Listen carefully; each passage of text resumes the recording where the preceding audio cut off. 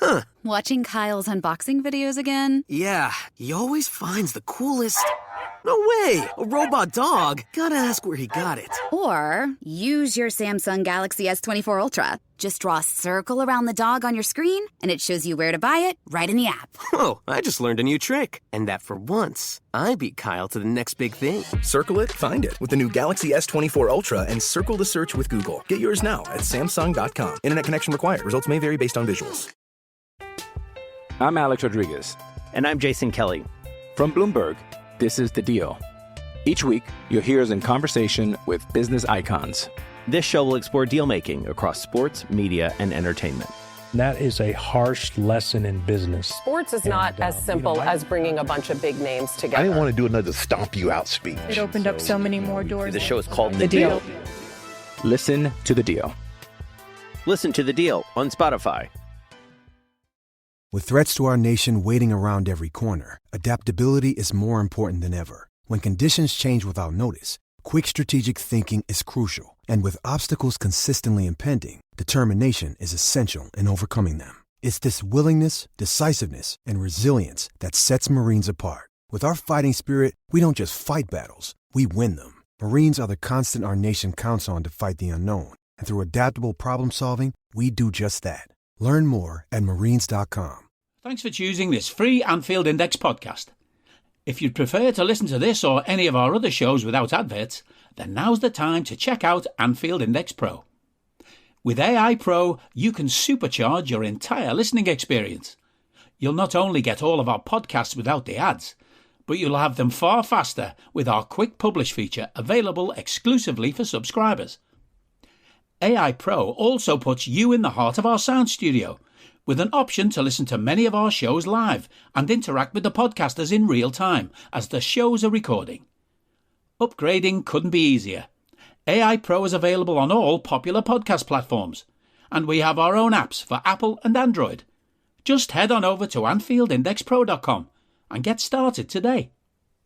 Hello and welcome to part 2 of our big decision special. And I say our, I mean myself, Trev Downey, and my mucker, Dave Davis. And we're going to get back into the weeds, Dave, and pick out some topics that we think are going to result in some big decisions the club have to make over the next while. Our first topic is one that we've touched on the last day. It's basically, though, in a more general way.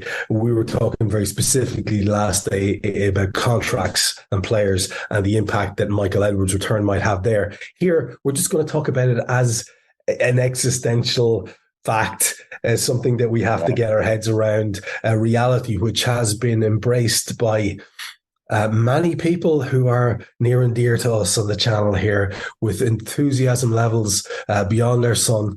And what I tend to do here, Dave, is I say, you know what, these guys know a hell of a lot more about certain things than I do, and I'm quite happy to admit that. And so if they are enthused, then by extension, I am enthused as well.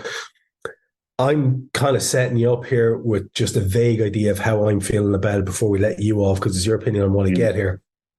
When I heard this, I thought, well, this seems like a very good thing. And I think my tweet was something along the lines of, Michael Edwards and one of Amorim or Alonso is probably as good as we can hope things to be post-Kloppo.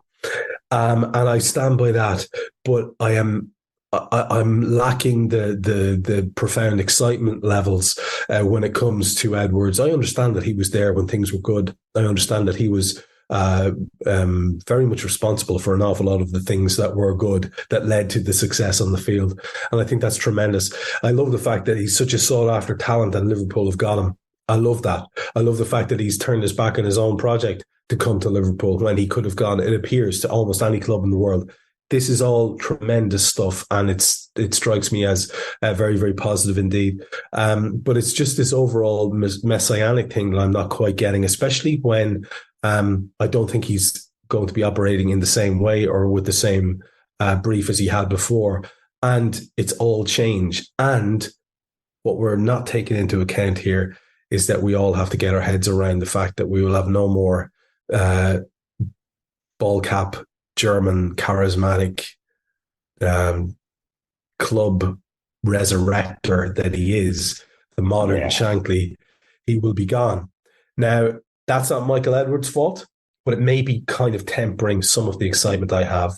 I'm anxious to hear what you think about it and why. What are your feelings? Are you on board with an awful lot of the guys I've heard in the other shows here who are giddy? Oh, this is one, Trev, where it's like, do you think about being on their chips type of thing? So, literally in this regard, how would I describe it? I get the excitement and I get the narrative. I get it's like the prodigal son returning. Look at the recruitment he's done. And the narrative's beautiful, isn't it? With he's turned down United, he's turned down Chelsea. Look at what he's done. The expert in the industry leader, all those types of things. I do feel like I'm going to piss on the chips a bit here now, Trev. I've got to be honest, but it doesn't excite me at all. And the root cause of that, and this isn't to be derogatory of Michael Edwards at all, I would serve Michael Edwards up as a human sacrifice to any god to get Jurgen Klopp to sign an extension, just to be clear on that. So you put it well, it's as good as it can get if it's him and an Alonso or Amorim. I think that's a fair summary. Here's the other big things that really resonate for me, Trev. I struggle where people get excited about the suit element, when we bring people into the boardroom at Liverpool. And also, as you mentioned, it's not the boardroom at Liverpool. Let's be clear on that. It's FSG. He's almost replacing Mike Gordon, isn't he? Which means part of the focus, and he's been really clear in his statements, you can't say he's hoodwinking anyone. It's about the multi-club model, isn't it? And that attractiveness to it and set it up. So all of a sudden, Michael Edwards' laser beam eyesight is shifted. It's split, isn't it, all of a sudden? It's not fully focused on Liverpool. I know people say, oh, it's the same thing, but it's not. He's not doing the same job. Also, for all his talents that he has, I've zero doubt about this, it's Jurgen Klopp that still can make the player, isn't it? Let's be clear on that. His coaching, his development and all that. And if you disagree with that, look at some of the talents that have gone to other clubs that Jurgen Klopp wanted, as we know, and look how they just wither on the vine in that situation. It Klopp owes the big impact. So I struggle to get excited. I kind of like the Machiavellian style element of him. I love the way he's just got into Bournemouth and gone we'll take that. We'll take that. I'll take your chief scout. I'll take your head of it. So I like that. And he's obviously, I think someone put the phrase well, he's a shrewd operator in the world of football. And I know the Up Boys will be screaming at this. I'm sure Brundish will have something to say. Dr. Phil Bart's probably just lobbed his angina spray at the screen when hearing this. He will not be happy at all to denigrate their Messiah. But in true style, I'm just struggling to get excited about it. And I know that is not the popular opinion at the moment, but it's a shrewd appointment. But I'm not excited, Trev. Listen, this is exactly where I am. And it's not... before the lads they start unfollowing us on all social media, it's not that I don't have an awareness of what it is that Edwards offered. It's just that doesn't necessarily butter my spuds, if you like. Indeed. I can't like you. I can't find the thrill aspect. Do you know what it reminds me of? I'll be honest. I love listening to as a kind of a very rare occasion. I listen to Mo doing one of his money talks and listen to him break down stuff that I generally wouldn't listen to or follow or have any great interest in. And so it's nice as a kind of a every so often I'll dip in there and listen to what Mo has to say, and it'll make sense, obviously, and I'll be interested in it. And when I listen to UP or I listen to any stats-based pod, I'm the same. I'm kind of like a tourist, and I'm going, this is really interesting. But I don't live in it.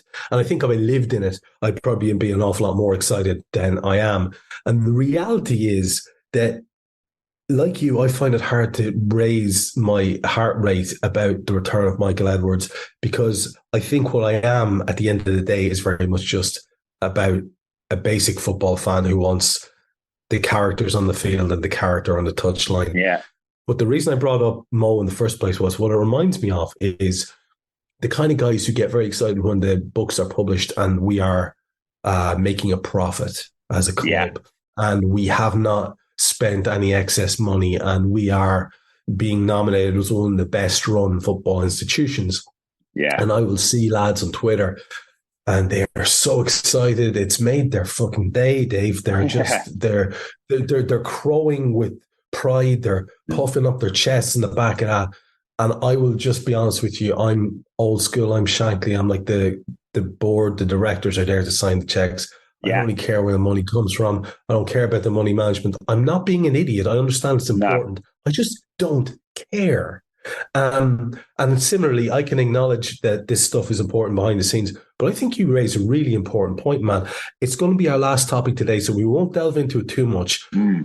But people need to be aware of what role he's coming back in and just how much he's going to be involved in the day-to-day. And once the second club gets bought, you're going to have a serious division of labour, and you're going to have Big Mick's eyes and his laptop are going to be focused elsewhere, I would think.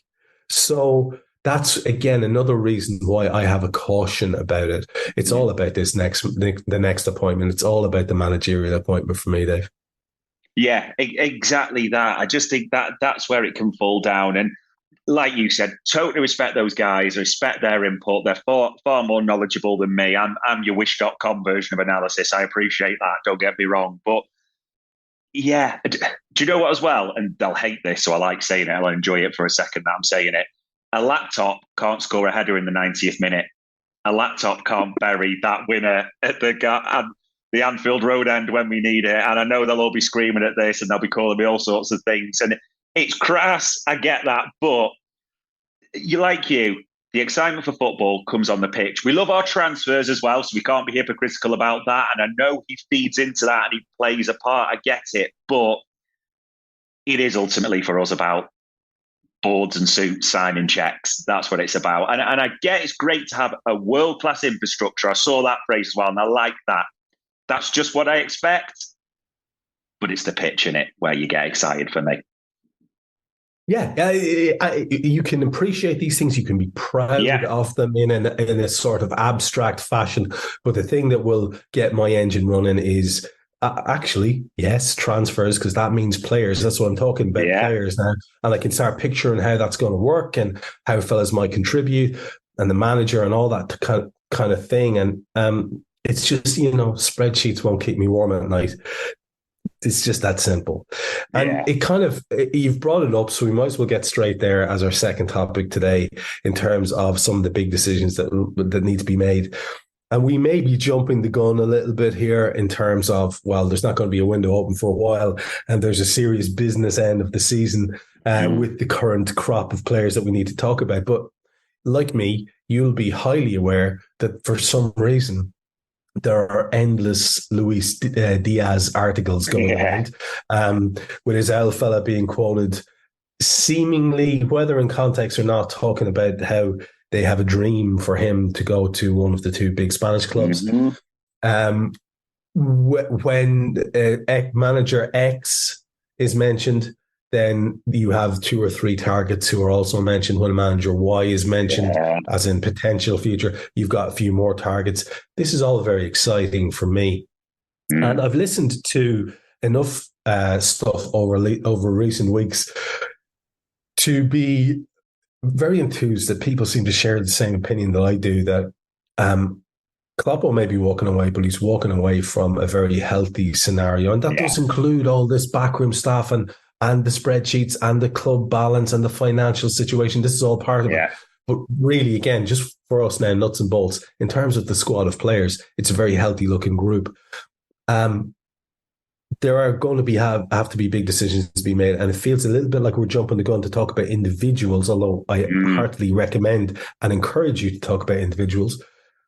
But if you look at the squad and assess the squad as it is now, and taking into account that perhaps one or two people will go, and taking into account what we spoke about yesterday about how one or two contracts may not get extended, where do you think the big decisions are coming in terms of the club and recruitment as things currently stand? I actually have the suspicion, Trev, and transfers, this is what butters my crumpet, as they say, isn't it? This is what we like. So I think it's going to be busier than people suspect. That is honestly what I believe, because of the nature of the change that's going on at the club because of probably a style shift, you'd suspect, with a new head coach and him wanting to implement, sort of make his stamp on the club. So I actually think you'll see a fair bit of change. And I think it is good, like you said, to talk about players because it gives a bit more context.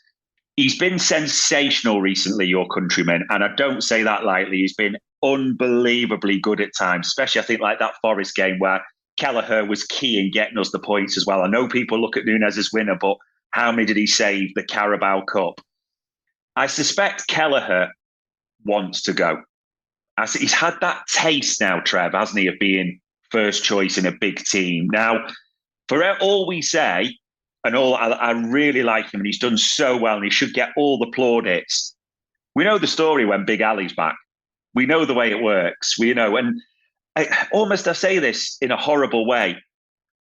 A keeper the standard of Kelleher should not be a number 2. He's easily good enough to be a number 1 at the majority of clubs. And I suspect he'll now have had that taste and that ambition. I suspect his agent's now saying to him, if he's not, come on, we should be a number 1 here. Think of, your deal, your future and all that. So I suspect, it sounds a negative start, but it's my honest gut, he's going to want to go and he will be looking to leave, which means you need a replacement, don't you? I'm Alex Rodriguez. And I'm Jason Kelly. From Bloomberg, this is The Deal. Each week, you'll hear us in conversation with business icons. This show will explore deal-making across sports, media, and entertainment. That is a harsh lesson in business. Sports is not as simple as bringing a bunch of big names together. I didn't want to do another stomp you out speech. It opened up so many more doors. The show is called The Deal. Listen to The Deal. Listen to The Deal on Spotify. Hey there. Did you know Kroger always gives you savings and rewards on top of our lower-than-low prices? And when you download the Kroger app, you'll enjoy over $500 in savings every week with digital coupons. And don't forget fuel points to help you save up to $1 per gallon at the pump.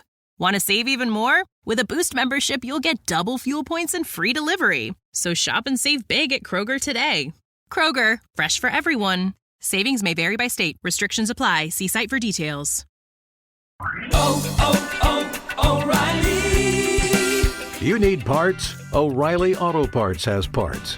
Need them fast? We've got fast. No matter what you need, we have thousands of professional parts people doing their part to make sure you have it. Product availability. Just one part that makes O'Reilly stand apart. The professional parts people.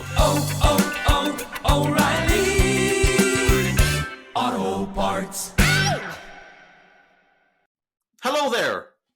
Have you ever found yourself getting ready to watch the Liverpool match? You've got your mates round, you've got your drinks, you've got your snacks, you're all set to go. It's going to be a good day. And then you find out, the game's not actually being broadcast in your region.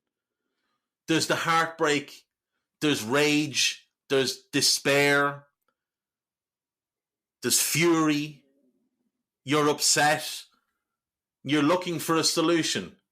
Well, we've teamed up with NordVPN to bring you a game-changing solution. That's right. With NordVPN, you can switch your virtual location to a country where the game's on live. It's like having a global ticket to sports, TV shows, and movies from all around the world. And here's the best part. If you go to nordvpn.com/Anfield Index, you'll score the best discount on your NordVPN plan.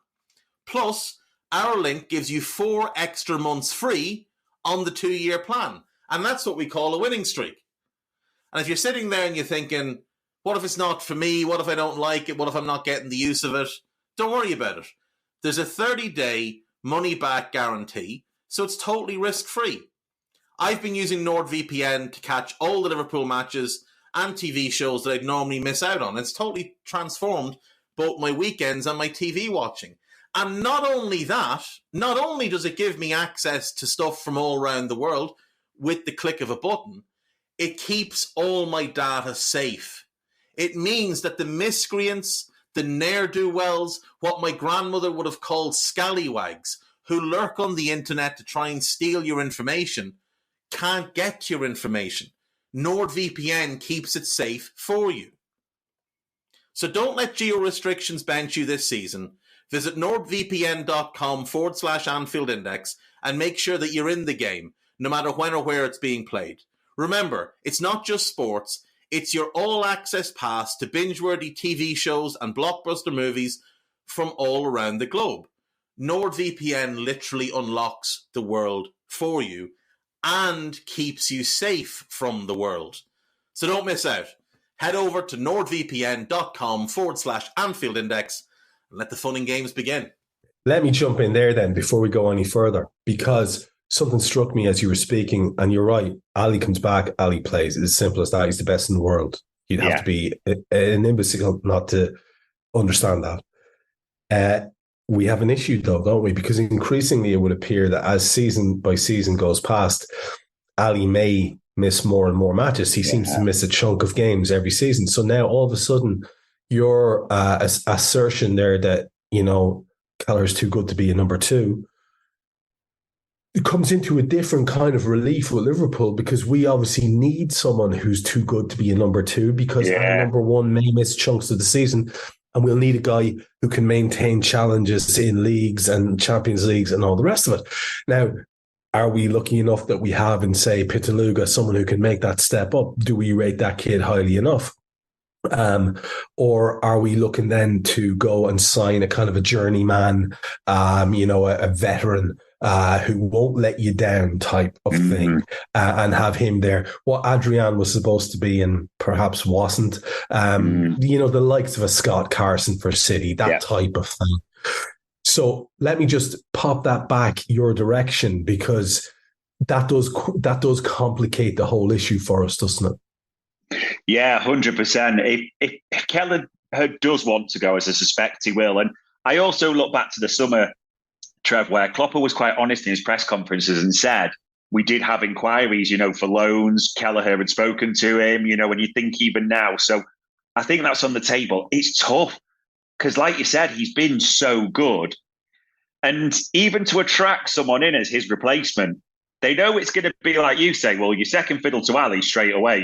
Just to be crystal clear on that. I know people can talk about fighting for a spot. This is not a Raya Ramsdale situation. You're number 2, end of story. Then you're like, if we get a journeyman, that's a level down from Kelleher. If we get a young prospect, that's still a level down from Kelleher, isn't it? Realistically. Also, Kelleher fills one of the homegrown quota at the same time, doesn't he? So I am really struggling to see where we're going to get a replacement. You never know, a name might pop up in the summer, but I'm genuinely struggling to see where we're going to get a replacement that is going to maintain the level. Never mind increase it, just maintain it, Trev. And that's why all of a sudden we're off to a start here in our speculation about new players, but we're already hitting a roadblock there. That's an immediate headache for the new manager, whoever he happens to be, who may come in and decide, well, Alisson, he may have some weird notion about Alisson, or he may come in and decide that Kelleher's not for him. Right. Or he may come in and decide that, well, actually, Pitaluga is a man who deserves more opportunity. So, look, it's all going to be dependent on who the new boy is and the advice coming from Mick Edwards and the guys. But where else in the team do you feel that there needs to be some strengthening going on? Or do you feel that there will be more exits on the way out? They kind of link together for me. I'll start defence. I think we need a couple of additions, and there will be a couple of additions in defence. I think Joel Matip's contract set to expire. They'll do the decent thing, give him a nice send-off, but that's done. Jarell Quansah's been brilliant and stepped up, but we're still short a centre-half, aren't we there, realistically at least? So I expect another centre-half. I've got a real inkling, as quite a few patch journos have suggested, Trev, as well, for Adarabioyo. I think it's pronounced, the Fulham centre-half, the boy English, giant of a centre-half, isn't he? 6'6", on a free as well, as it stands, hasn't agreed a new deal with Fulham, homegrown as well. So that puts a couple of positives in the box. Also, if he came to Liverpool, he's not going to be expecting to start, isn't he? He's probably going to be thinking, I'll get 20, 25 games a season. He's been at City before as well, so he understands that. So I think that's good. My biggest, maybe you could say most controversial one, and which is strange to say, but I think this is true for me. I think a left-back will come in and needs to come in. Andy Robertson has been a superb servant. And, you couldn't say anything derogatory, but you look at his age now, he's just started to pick up a few injuries, hasn't he? Is he quite hitting the level he was? I'm not quite sure anymore. So I think at worst, you give him competition. Tsimikas, I suspect, I know people are going to say he signed a new deal. I mean, let's be honest, Trev, he can't get in the new team when Robertson's there. When Robertson wasn't playing, Joe Gomez got put to left back. So he's third choice left back if everyone's fit. Now, for whatever you say about Costas and his style and the fact he looks kind of heroin chic to me at times, shall we say, that he is too good to be a third choice left back. He can play at a good club. So I suspect he's one that's going to be shifting out. And I know people are now going to be saying, well, what about Robbo? I think Robbo will stay. But for me, defence, that's the biggest one, a centre-half. But primarily, I think whether we change system at all and it's more wing-backs, we need someone for that left-hand defensive side. I'm exactly on the same page as you with that. And I think that's a lot less complex in terms of an issue. Yes, there is more recruitment needed in the centre half bracket. Yeah. And I actually, whereas I do like the idea that you suggested, I wouldn't be surprised if it was maybe a couple of youngsters came in because, let's see the new regime flex their muscles a little bit and crunch the numbers and get us some up and comers. That would be fantastic. And let's be honest, we're on a good run with youngsters coming through the team. But left back is screaming for me that it needs addressing. I don't know if Robbo's going to be able to do a full season between now and the end of his career at Liverpool. I don't know if that's going to be a thing. And the poor guy's coming back from Scotland duty injured. I felt like he was starting to hit some sort of almost back to where he could be, at least for 2/3 of a match. And now he's crocked again. We're going to be relying probably on Costas for some games because Joe Gomez maybe needed to fill in elsewhere. It's going to be interesting to watch. But I agree with you entirely. Now, if you were to move forward to midfield, we all know what happened at the end of the summer, and we all know that Endo came in, and we all know the initial response to him was incredibly lukewarm from fans, and we've all seen that guy sort of become a cult hero on the back of excellent performances. Now, my question to you, therefore, is do we need now to get in another player of that profile, considering how much money we were willing to go and splurge on someone at the time? Or are we looking quite healthy in midfield? And if we aren't, is it that type of profile or is there another type of profile player that we need in there? I want another one, definitely in midfield. I think with Thiago's going to go. There's no doubts about that. That's a huge salary off the books. Badge, he's got this whole question mark, hasn't he, about body development. So I'm loath to say let's go into the next season relying on Badge as a serious option. And it's a strong area, Trev. It still is, isn't it? With Curtis, Alexis McAllister, Zaboslai, Endo staying there, Gravenberg as a backup, Harvey can play. And I know there's numbers there. I would like another one. And it's someone, and again, like you said, it depends what our new incumbent wants to do. Whether he wants to play that double pivot, whether he wants a destroyer, I'm a bit unsure. And I kind of looked at it and thought, okay, Alonso's looking the most likely at the moment, that type of thing. I would not be surprised to see, and I'm saying this carefully, a variation of a 6 or a defensive midfielder. Now, people just jump on this and go, it's got to be a destroyer. It doesn't have to be. We've seen that this season. We've had a variation on it.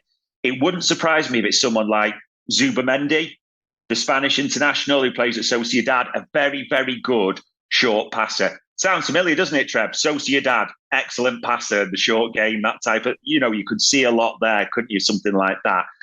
Destroyers, they're at a premium, aren't they? Quality number 6 who can break up play and bring it forward. They're at a premium, aren't they? Let's be honest. Kloppo's been honest and said, we couldn't really get who we wanted last summer, could we? That type of thing. So in a year's time or in the summer, Xavi may, or I'm saying Xavi, Alonso, Amorim, whoever. But for midfield, with Thiago going, with the way it's set up, and also I like Endo. I've got a lot of time for a man that puts in a gum shield to go to war for Liverpool and do the ugly stuff. I've got a lot of time for that guy. But I would like to see another quality option there, where Endo became the backup for that area, so to speak. So, yeah. And also, for me, if you buy another one of that ilk, if Endo gets injured, you don't have to drop Alexis back there, do you? And look how good Alexis has been going further forward or push. Look how good he's been recently. So for me, one of quality in there, I think is important. Yeah, the only way I sort of slightly differ is I think Endo has it in him to actually be a bit of a linchpin for a couple of seasons. I think actually that might be where the great joy may occur for some people, that guy, Gumshield and all, can go and do it again next season for a full season.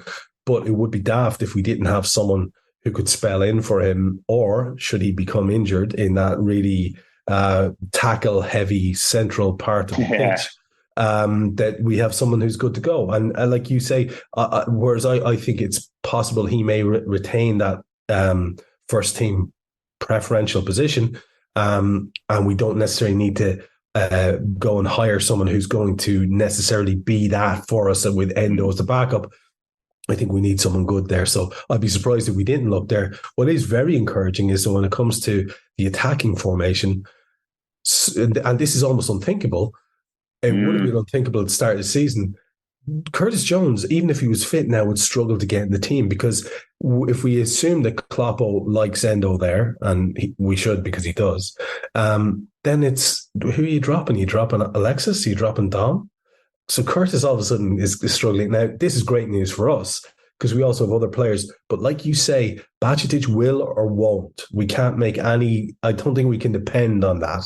The guy is at an early stage of his career, and when you're getting injuries at that stage, you can't make any long-term forecasts.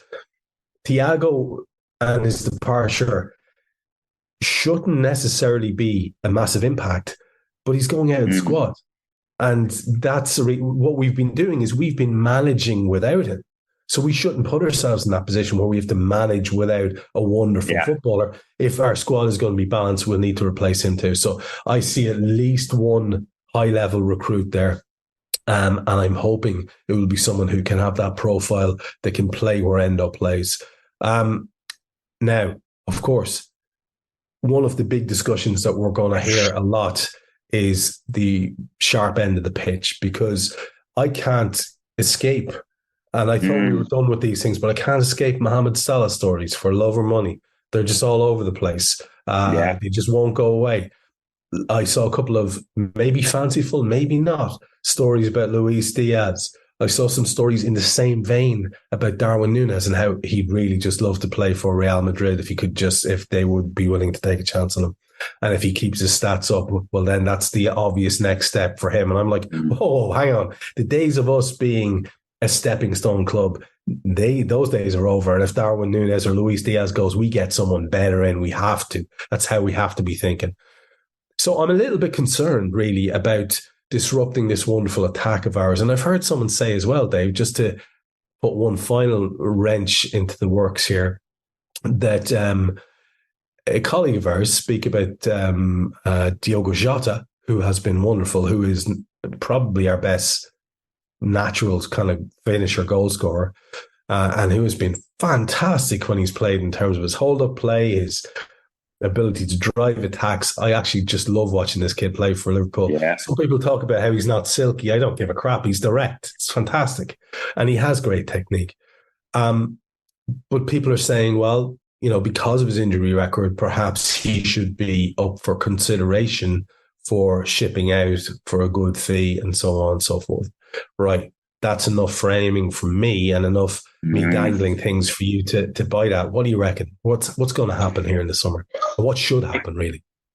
I can't see a situation where at least one has to come in, Trev. At least one. Just because of the age of someone like Salah if he stays. So that's the starting point. That's the absolute minimum. One comes in. I think the other things to say is he's doing a lot of talking, Papa Diaz, isn't he, at the moment? He's done quite a few interviews, to be honest. He's not a quiet chap, and he is talking about Diaz leaving and the Spanish clubs, and he always frames at the end, but he's very committed to Liverpool. It's like, okay, so why do you keep talking about Spanish clubs then? What's the need to raise it? Smoke without fire and all that. I think the biggest thing for me is if you speak to the patch journos, the biggest sort of undercurrent that's bubbling is there's a bit of discontent in the Diaz camp of he's not got a new deal since he's arrived at Anfield.